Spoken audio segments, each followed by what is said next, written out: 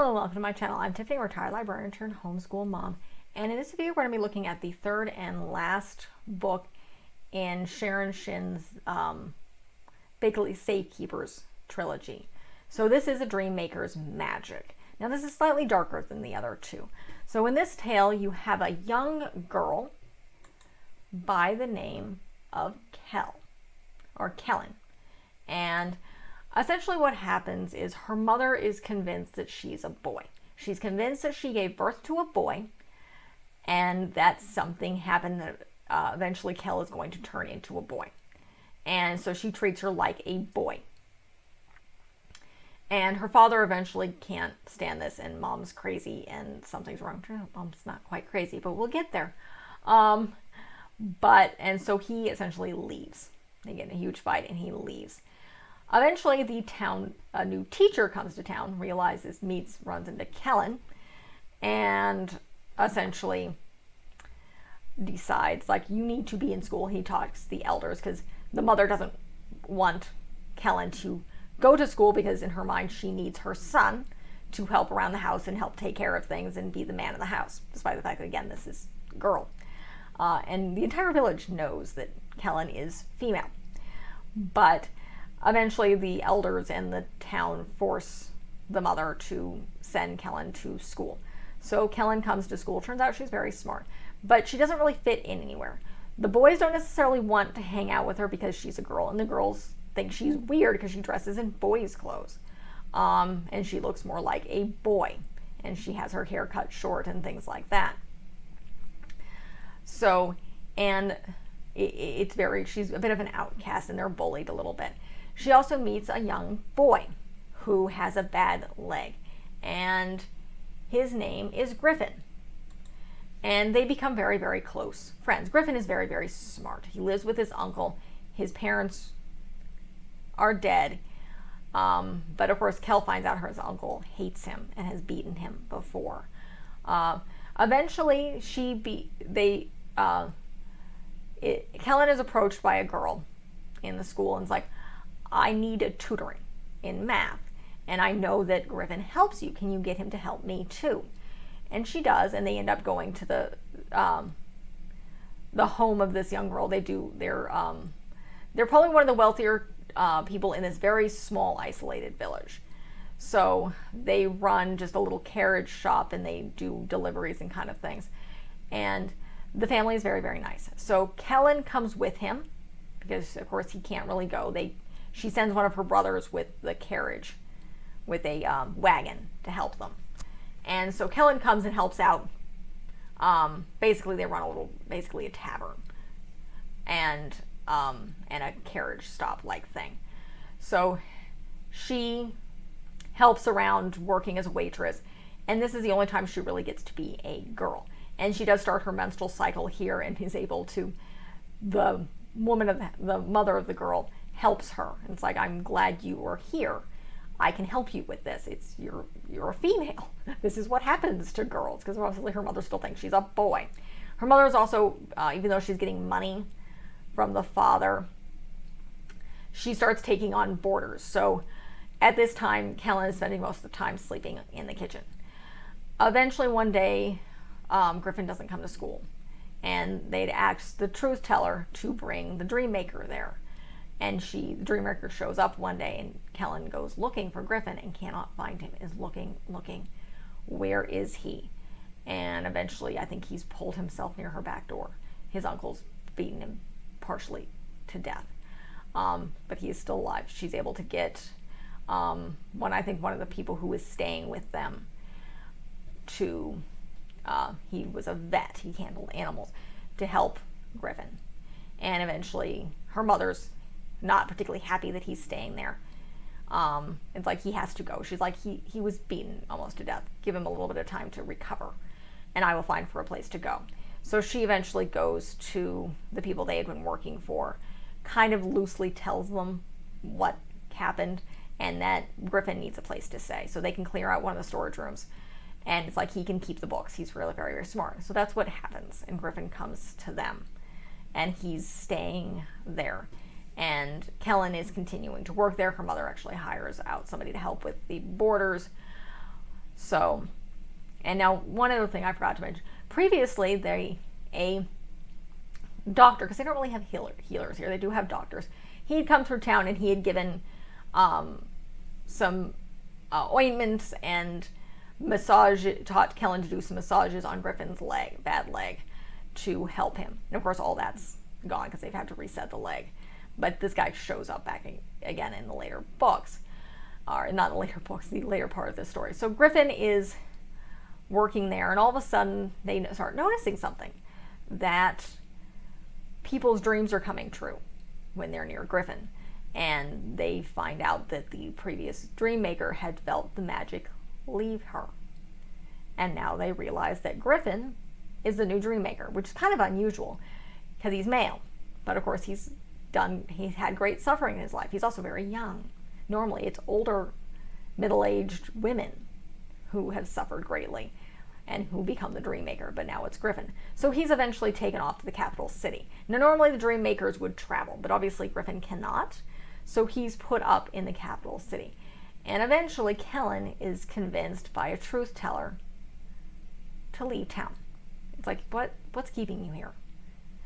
And he takes her to a tavern that's run by a woman. Now Kellen goes back to basically pretending to be male because she thinks it'll be safer. So she goes and starts working for this woman in this tavern, and she does the heavy lifting. She's basically posing as a boy. And she tries to go see Griffin, but he's surrounded by people, so she kind of backs off. Well, eventually he finds out she's there and shows up. And so he starts, they're basically revealed that they're friends. He doesn't reveal that she's female. So, but he's like, eventually you have to tell them that you're a girl. I don't particularly care what you're doing, but you eventually have to tell them. So, but so Griffin will periodically come to the tavern, variety of days to bring in, he helps to help bring in money. So she can, the owner who's kind of inherited this from her father, can pay off her debts. Now she has a brother, and her brother doesn't want to work for it. And he's constantly bugging his sister and kind of a drunken and miserable. And he comes with some sort of letter saying, you have to buy me out of this. Now, previously, and this is how we've kind of find out that Griffin's a dream maker, they had met in their little village, they had met a old lawyer, an old advocate who'd been in the capital city, kind of been disgraced. He gets his wings back as dream makers. But he helped out one of the village girls who was fighting her uncle for her farm, and he advocates for her and then discovers that the judge has been paid off to go in the uncle's favor. And of course this is revealed, so she gets everything because again, it's hers, and it really is hers because it's her inheritance. So that's how one of the ways they reveal that Griffin's the dream maker. But when the brother of this tavern owner, a friend of Kel's, shows up, she knows this advocate, she knows he's in town, so she brings it to him. He's like, say no more, I will work on this for you. And eventually it's like, this is the way the law, he explains the way the law is if the brother wanted to work in the business, then he would basically be he would own half of it. But because he didn't, and the sister is the one who's been keeping it solvent, she has ownership because she's the one who's utilizing it. So he kind of gets pissed off and goes away because he doesn't want to work. He wants to travel, and he's just kind of restless. And that's what their family had done previously. They had traveled, and that becomes important later. So time goes on. Cal becomes friends with them. And then one day, our two people from our previous stories, Edna and Adele, showed up. And Edna, being a truth teller, it's like, why are you dressing as a boy? You're a girl. You've always been a girl. What are you doing? And of course, obviously, everybody hears, including her friend who owns the place, like, oh, you're female. It's like, okay. And eventually she kind of reveals herself. And then her friend says something. She says, when I was little, you were born right at the exact same day as my brother. And she'd mentioned the town where she comes from. he was born there too, and their aunt was a midwife. So they were born in the same town, her and this boy. And her mother, the girl, the owner of this tavern, remember, her mother never wanted anything to do with her. She did not want a girl, and she, as a little girl, remembers after her mother gave birth, basically saying, "Take her away. I don't want anything to do with her. I don't." After she'd given birth, almost implying that she'd given birth to a boy, and the next day given birth to a girl. Next day she has a little boy. So, and then there's a truth teller kind of friend of theirs, who this is who brought Kel to this proprietress. He was a truth teller, just a traveling one. And he's like, yeah, your aunt, the midwife, revealed it to me that they switched because this girl's mother desperately wanted a boy. She just helped this other woman give birth.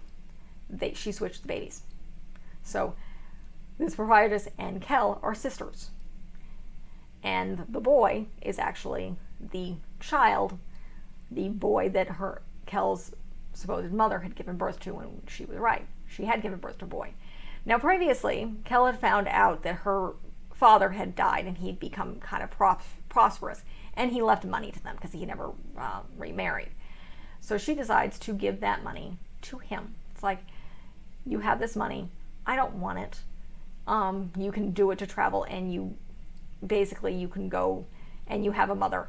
And the mother had previously, a woman had come to them before Kel left, and essentially abandoned her, gave him birth and abandoned her baby there, a baby boy. So her mother had finally got her baby boy. So that's almost partially how the story ends. The other thing is that's going on with Griffin is this medical doctor has shown up, and he looks at Griffin again, and he's like, I can probably do a surgery that will make the pain less. It won't make it go away, it will make it less. And they're trying to convince Griffin that that's okay. Even though he's the dream maker, he's supposed to suffer, it's okay to not suffer quite as much. So that is the end of this tale. It's a very good book. Again, there's really no villains. I mean, the brother's kind of nasty. The mother is kind of crazy. Obviously not as crazy as you think in the beginning, but she's also kind of, even though she's abusing her child. But it's a good tale. I like all three of these books because there's no real villain, there's no real evil here. So they were good, relaxing reads. They're kind of great for the holiday season because they do both the summer and the winter solstice are brought into these stories. And I enjoy them. I enjoy their coming of age tales. So that is it for this review and this little trilogy. Be sure to check out the other videos if you haven't. Be sure to check out the rest of my channel. I do a variety of teen books. I do lots of children's picture books and various films and educational stuff. We are a secular homeschooling family. My daughter, however, is 3, so we don't have a lot of the educational stuff going yet, but it's coming. So be sure to like and subscribe and see what I've got and what I have on plan. Thank you.